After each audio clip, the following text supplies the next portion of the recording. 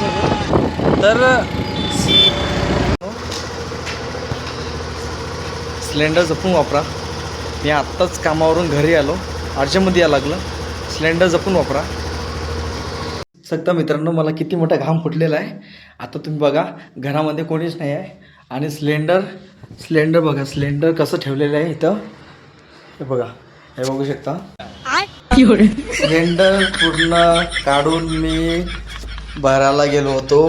माझं सिलेंडर संपलं होतं. मी कामावरून सिलेंडर भरायला गेलो. एवढंच सांगायचं होतं मित्रांनो. सिलेंडर जपून वापरा, नाहीतर तुम्हाला अर्धं काम सोडून परत यावं लागेल सिलेंडर भरायला. धन्यवाद मित्रांनो.